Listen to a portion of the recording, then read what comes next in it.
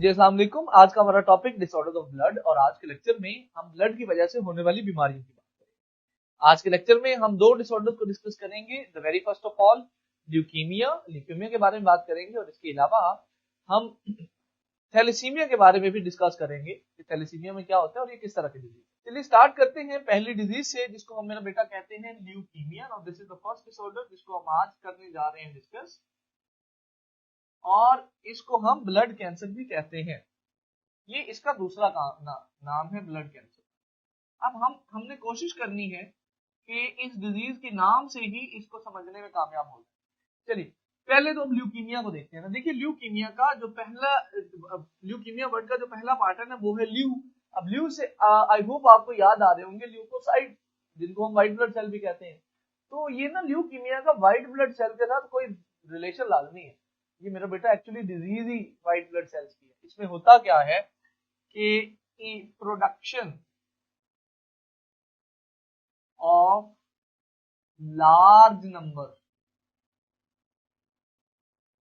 Of immature white blood cells, ये एक ऐसी कंडीशन है बेटा जिसमें इमेच्योर डब्ल्यूबीसी जो है वो बहुत ज्यादा मिकदार में प्रोड्यूस होना शुरू हो जाता है। देखिए ल्यू से तो मैंने आपको समझा दिया कि इसका ताल्लुक व्हाइट ब्लड सेल के साथ है। अब आ जाइए अगले वर्ड पे और वो है कैंसर। भाई आप 9वीं की किताब ऑलमोस्ट पढ़ चुके हैं सारी, तो अभी तक आपको ये तो समझ आ चुकी होगी कि कैंसर एक ऐसी कंडीशन होती है जिसमें सेल एबनॉर्मली डिवाइड करना शुरू कर देते हैं, सेल अपनी तादाद को एबनॉर्मली बढ़ाना शुरू कर देते हैं। यानी बॉडी को जरूरत नहीं है सेल्स की, बट सेल्स फिर भी डिवाइड किए जा रहे हैं, अपनी तादाद बढ़ाते जा रहे हैं। तो और इस कंडीशन को हम कैंसर कहते हैं। तो यहाँ पर अभी मैंने आपको दो हिंट दिए, एक व्हाइट ब्लड सेल का और एक कैंसर का, तो उसी से आपकी डेफिनेशन बन जाएगी, आपको डिजीज समझ आ जाएगी कि leukaemia basically white blood cells का कैंसर है। Leukaemia basically white blood cells की एक्स्ट्रा प्रोडक्शन है जो व्हाइट ब्लड सेल चाहिए। अब यहाँ पे अगला सवाल उठता है कि ऐसा क्यों होता है। भाई बेटा जहां पे भी कैंसर होगा ना वो होगा म्यूटेशन के। कैंसर को कंट्रोल करने वाले जीन होते हैं जिनको प्रोटोऑन्कोजीन कहते हैं।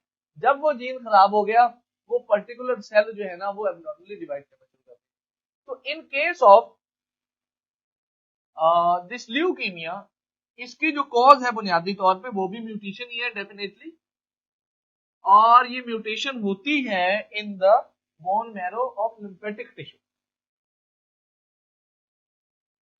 भाई म्यूटेशन हो जाती है जीन्स में in the bone marrow,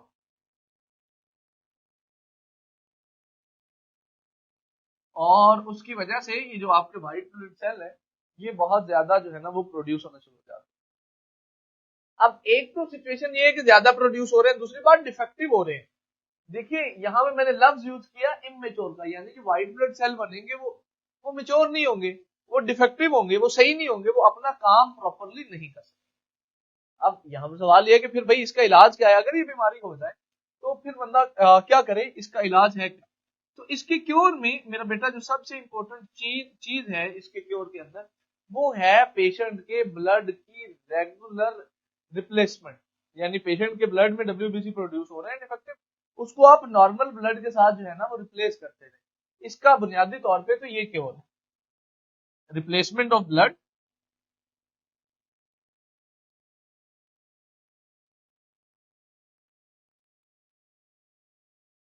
by normal blood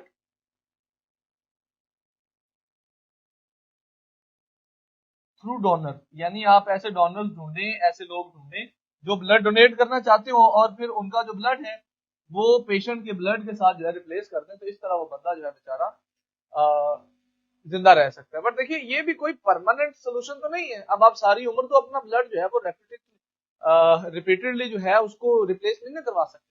तो ये एक शॉर्ट टर्म सोल्यूशन है कि आपको अगर अल्लाह ना करे ल्यूकीमिया हो गया तो this is what you can do, आप अपना ब्लड रिप्लेसमेंट करवा सकते हैं कुछ अरसे के लिए। उस अरसे में फिर आप जो है प्रॉपर इलाज की तैयारी करते हैं, और जो इसका प्रॉपर इलाज है मेरा बच्चा वो है जी बोन मैरो ट्रांसप्लांट, कि आप अपना बोन मैरो ही चेंज करवा लें।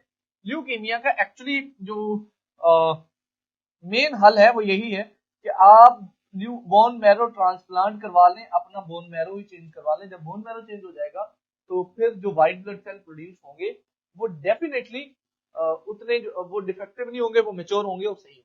But is a problem with it कि ये जो बोन मैरो ट्रांसप्लांट ऐसा नहीं है कि आप उठे और मोहल्ले के अस्पताल में गए और वहां आपका बोन मैरो हो जाएगा. This is something very expensive and very low. Small people जो हैं they can afford it right now. तो इलाज तो मौजूद है जी, लेकिन अभी भी ये जो बोन मैरो ट्रांसप्लांट है बहुत महंगा है, लिहाजा बहुत ही कम लोग करवाते हैं. ये तो बात होगी हमारे पास ल्यूकीमिया की. अब चलिए चलते हैं थैलेसीमिया की तरफ और उसको देखते हैं कि इसमें क्या होता है बेटा. ये थैलेसीमिया जो है इसको भी हमने एक और नाम दिया हुआ है और इसको मेरा बेटा हम कहते हैं कोलेज एनीमिया, यानी ऐसी एनीमिया जिसका जिसका कोले के साथ कोई ताल्लुक है.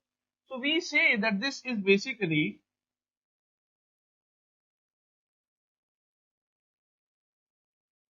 College anaemia. ये इसको कोलेज एनीमिया बेटा इसलिए कहते हैं क्योंकि एक्चुअली एक बंदा था जिसका नाम था कोले, जिसने इस बीमारी को डिस्कवर किया था. उस बंदे का पूरा नाम था जी थॉमस बी कोले.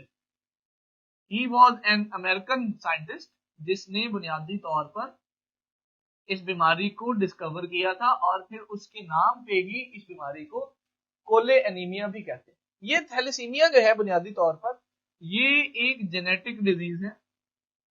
ऐसी बीमारी है जो जीन्स की वजह से होती है और याद रखिए जो जेनेटिक डिजीजेस होती है ना वो पेरेंट्स से बच्चों में भी ट्रांसफर होती है, ये भी याद रखिए. तो thalassemia is basically genetic disease जो जीन्स की खराबी की वजह से होती है और नस्ल दर नस्ल आगे ट्रांसफर भी होती है. अब सवाल ये है कि इस बीमारी में होता क्या. देखिए इस बीमारी के अंदर जो आपकी हीमोग्लोबिन है बुनियादी तौर पे वो डिफेक्टिव हो जाती है. ये एक ऐसी कंडीशन है जिसमें जो हीमोग्लोबिन है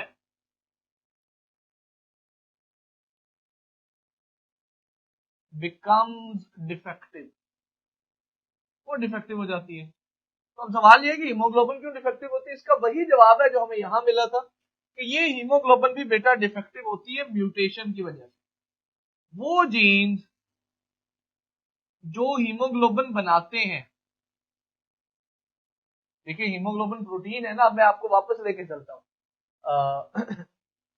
जेनेटिक कोड की तरफ. हीमोग्लोबिन एक प्रोटीन है. प्रोटीन हमेशा बेटा आरएनए से बनती है, आरएनए में हमेशा बेटा डीएनए से बनता है और डीएनए के पोर्शन को जीन कहते हैं. तो जो जीन्स बुनियादी तौर पे हीमोग्लोबिन बनाते हैं थैलेसीमिया में वो खराब हो जाते हैं. तो जो थैलेसीमिया तो उन जीन्स के रिजल्ट में जो हीमोग्लोबिन बनती है वो डिफेक्टिव होती है. अब जब वो हीमोग्लोबिन डिफेक्टिव होती है तो उसकी वजह से वो ऑक्सीजन कैरी नहीं कर सकती. उसकी जो ऑक्सीजन कैरिंग कैपेसिटी है वो कम हो जाती है. ये तो बड़ी नाजुक सूरत हो गई ना कि जो आपकी हीमोग्लोबिन है वो ऑक्सीजन ही कैरी नहीं कर रही है, प्रॉपरली नहीं कर रही है. तो फिर सेल्स को ऑक्सीजन मिलेगी नहीं, ऐसे तो डेथ हो सकती है ना बंदे की. तो this is the actual condition जो थैलेसीमिया में होती है. ऐसी सिचुएशन जिसमें हीमोग्लोबिन वाले जीन हो गए खराब, हीमोग्लोबिन हो गई डिफेक्टिव, ऑक्सीजन को वो प्रॉपरली कैरी नहीं. तो ये एक लाइफ थ्रेटनिंग कंडीशन है. अब सवाल ये कि इसका इलाज क्या है. देखिए बेटा इसका इलाज भी ऑलमोस्ट वही है कि आप जो है वो रेगुलर ब्लड ट्रांसफ्यूजन करवाते रहे. अपना जो ब्लड है उसको रेगुलरली चेंज करवाते रहे तो आपका जो है गुजारा हो सकता है इनिशियली. तो इनिशियली जो इलाज होगा वो तो वही होगा कि ब्लड रिप्लेसमेंट करवाते रहे और जो लॉन्ग टर्म इलाज होगा वो भी वही होगा कि आप बोन मैरो ट्रांसप्लांट करवा लें, अपना बोन मैरो ही चेंज करवा लें. और जब वो बोन मैरो चेंज हो जाएगा तो फिर डेफिनेटली जो हीमोग्लोबिन प्रोड्यूस होगी वो इफेक्टिव होगी, वो ठीक होगी. तो यहाँ पे आपने ये बात भी समझनी है कि इस बीमारी का और इस बीमारी का इलाज सेम है बिकॉज दोनों जेनेटिक डिजीजेज हैं, दोनों ब्लड डिसऑर्डर्स हैं और दोनों काफी सिमिलर हैं, तो इनका इलाज सेम है. इसके अलावा एक और इंफॉर्मेशन आपके साथ शेयर करते हैं भाई कि दुनिया में तकरीबन 60 से 80 मिलियन पेशेंट हैं थैलेसीमिया के इन द वर्ल्ड. यानी अगर हम वर्ल्ड वाइड बात करें तो पूरी दुनिया में इस वक्त कुछ 60 से 80 मिलियन लोग ऐसे हैं जिनको थैलेसीमिया है. और अगर हम इंडिया पाकिस्तान की बात करें तो पाकिस्तान के अंदर ये जो तादाद है वो मेरा बेटा को तकरीबन 2.5 लाख की है. यानी कोई आप ऐसे समझिए कि 250,000 पीपल इन पाकिस्तान वो ऐसे लोग हैं बेचारे जिनको थैलेसीमिया की बीमारी है, that are suffering from thalassemia. तो ये बहुत बड़ा नंबर है जी, इसको डेफिनेटली कम होना चाहिए और हम दुआ गो हैं कि ये कम हो। आज के लेक्चर के लिए from my side this is what I have. I hope आपको समझ आई होगी। अगर आपको कोई सवाल हो तो आप ऑडियो पे मुझसे पूछ सकते हैं। See you in the next class. Allah.